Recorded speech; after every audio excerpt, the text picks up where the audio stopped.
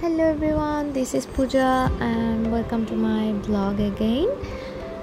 মানুষের জীবনে মানুষ যা চায় সেটা কখনোই পায় না, আর যেটা পায় সেটাকে ভালো করে ইউটিলাইজ করতে পারে না। আমার লাইফ থেকে আমি এইটুকুই শিখেছি, যখন গড যতটুকু দিবে তার মধ্যে নিজেকে অ্যাডজাস্ট করে নিতে হবে, আর পরিবর্তনটা যে প্রকৃতির নিয়ম সেটা মেনে নিতে হবে। কিন্তু আমাদের ভিতরে আমরা মানুষ হিসেবে অ্যাকসেপ্টেন্সটা খুবই কম থাকার কারণে পরিবর্তনটা আমরা আসলেই মেনে নিতে পারি না।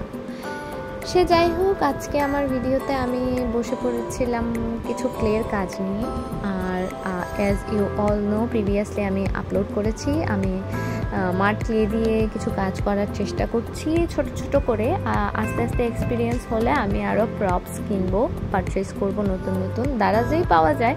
কিংবা আপনি যদি কোনো বড় শহরে থাকেন লাইক ঢাকা, যেমন আমরা ঢাকায় থাকি উত্তরাতে, এখানে আসলে উত্তরা চৌরাস্তার মোড় থেকে জমজম টাওয়ারের পিছন দিকে অনেকগুলো দোকান আছে যেখানে ক্লে থেকে ধরে ক্যানভাস থেকে ধরে কালার থেকে ধরে সব কিছু আমরা পেয়ে যাই।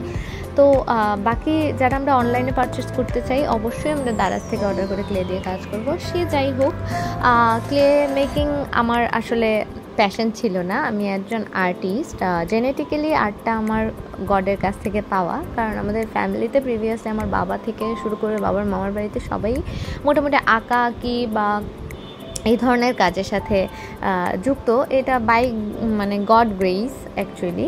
তো সে যাই হোক, আমি আজকে দুইটা জিনিস বানাতে বসেছিলাম। আমার হাজব্যান্ড আমাকে একদিন বলেছিল যে তুমি কি ফলের ঝুড়ি টাইপের কিছু বানাতে পারবে কিনা। তো আমি হাতে নিয়ে নিলাম একটা ছোট্ট একটা ফলের ঝুড়ির টাস্ক। তো আমি বড় করে বানাইনি, একটু ছোট করে একটা ফলের ঝুড়ি বানিয়ে নিলাম। আর হঠাৎ করে মাথায় আসলো, এই যে আপনার স্ক্রিনে মেয়েটা দেখতে পাচ্ছেন, খুব আপসেট একটা মেয়ে।